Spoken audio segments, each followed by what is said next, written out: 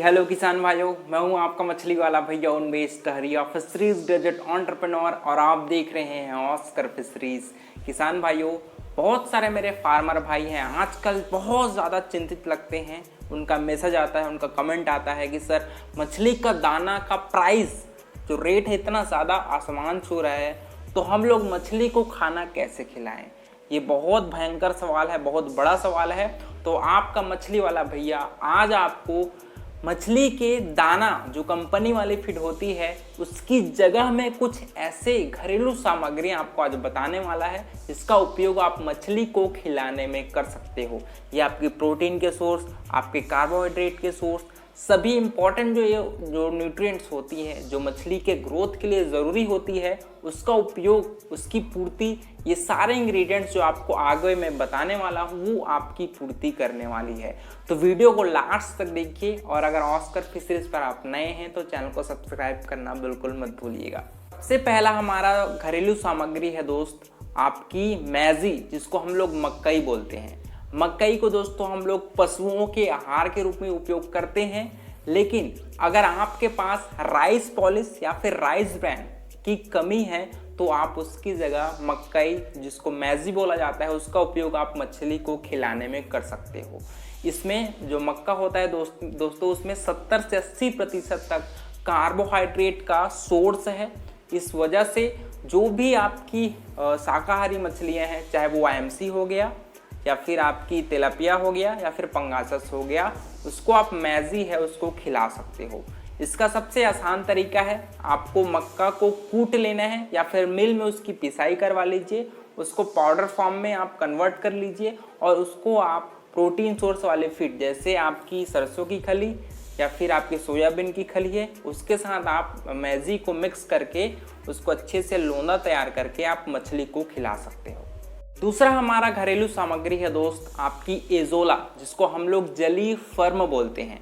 Azolla दोस्तों आपकी protein से भरा हुआ आपकी एक एक्वेटिक प्लांट है जो आपके तालाब में, नदियों में आपको आसानी से तालाब के सरफेस में तैरती हुई आपकी छोटी छोटी पत्ती के रूप में आपको दिखाई देती है।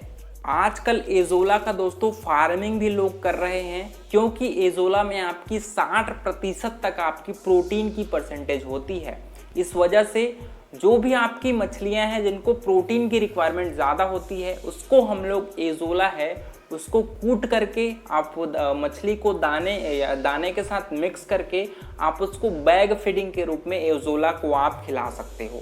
आपको एजोला का कल्चर करना है दोस्तों, आपको छोटा सा एक नर्सरी तालाब में आप 2 से 3 फीट पानी में आप एजोला का छोटा सा गुच्छा है उसको तालाब में डाल दीजिए। वो आपकी 10 से 15 दिनों में ही आपकी पूरी संख्या है आपके तालाब को कवर कर लेगी।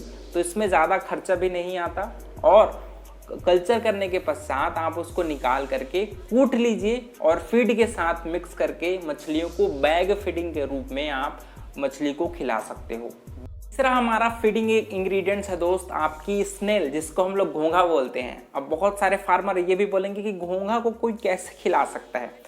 किसान भाइयों, घोंघा में आपकी 48 से 50% तक की प्रोटीन परसेंटेज होती है।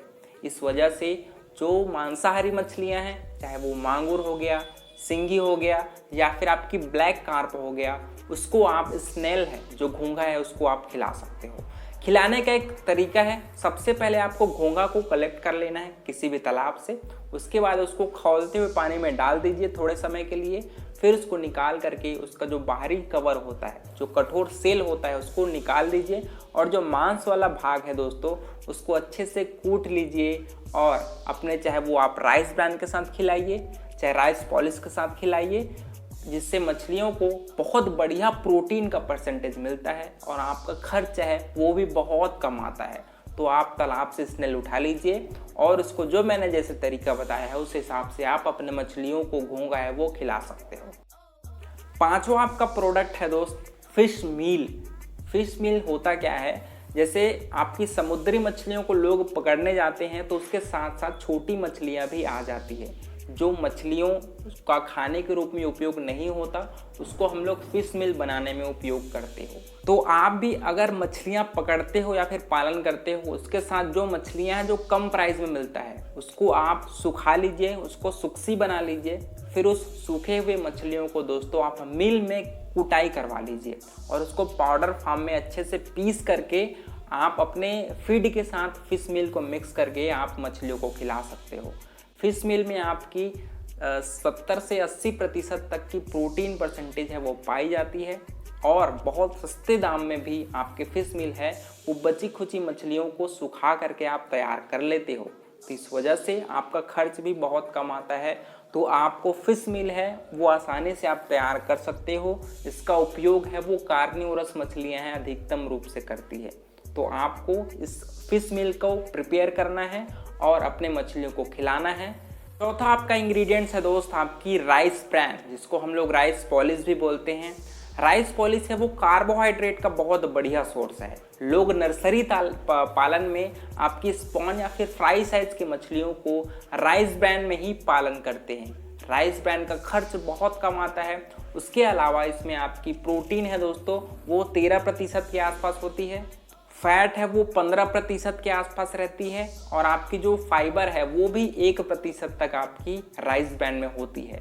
आपने नर्सरी पालन में मोस्टली राइस ब्रैन को मछलियों को खिलाते हुए फार्मर को आपने देखा होगा। तो आप भी राइस ब्रैन का उपयोग है वो आप नर्सरी पालन में कर सकते हो। सबसे लास्ट में आती है हमारी सोयाबीन की मील। सोयाबीन जो हम लोग अपने खेत में उगाते हैं उसके तेल निकालने के पश्चात जो आपकी जो बचती है दोस्तों उसको हम लोग सोयाबीन की मील कहते हैं। ठीक है, इस सोयाबीन की खली का उपयोग है दोस्तों आप खासकर नर्सरी पालन में कर सकते हो, क्योंकि इसमें प्रोटीन है वो 48% तक की आपकी प्रोटीन परसेंटेज है वो सोयाबीन में मिलती है। इस वजह से आपका चाहे प्रोटीन वाले फीड अगर आपके पास नहीं है, कंपनी वाले फीड के पैसे आपके पास नहीं है, तो आप सोयाबीन का जो खली होता है उसको आप नर्सरी तालाब में या फिर बड़े मछलियों को भी खिलाने में आप उपयोग कर सकते हो। तो दोस्तों ये 4-5 इम्पॉर्टेंट घरेलू सामग्रियां हैं जो आपकी प्रोटीन की कार्बोहाइड्रेट के लेवल को अच्छे से मछलियों की पूर्ति करता है और आपकी कंपनी वाले फीड खिलाने की चिंता से आप टेंशन फ्री रहते हो। तो किसान भाइयों अगर वीडियो आपको पसंद आएगा तो वीडियो को लाइक ज़रूर करिएगा। ऑस्कर फिशरीज को सब्सक्राइब करना बिल्कुल मत भूलिए। मिलते हैं अगले वीडियो में, तब तक के लिए बड़ों का सम्मान करिए, छोटों को प्यार करिए और खुद का ढेर सारा ख्याल रखिए। Thank you, thanks for watching.